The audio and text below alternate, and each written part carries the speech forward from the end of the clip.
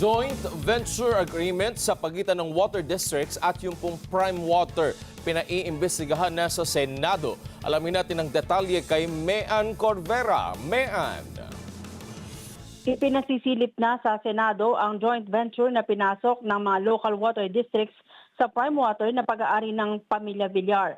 Sa Senate Resolution number 1362, hiniling ni Senador Risa Hontiveros sa Senate Committee on Public Services na tignan ang reklamo ng mga consumers hinggil sa palpak na serbisyo ng naturang water concessionaire.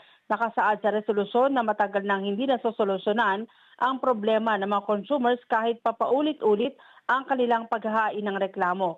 Dahil anya sa kakulangan ng transparency at accountability, nagiging mahirap para sa publiko na papanagutin ang mga pribadong water concessionaire, mga board water district, local water utilities administration at iba pang tanggapan ng gobyerno. Hindi anya pwedeng ipagwalang bahalang usapin dahil uhaw na uhaw ang mga residenteng apektado ng kawalan ng tubig, lalo na ngayong tag-init.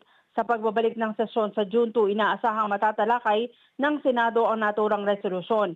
Kasama sa mga naisipatawag sa investigasyon ang management ng Prime Water Infrastructure Corporation, Manila Water Company at Metro Pacific Water. Mean Corvera para sa Mata ng Agila, matatag, matapang, matapat.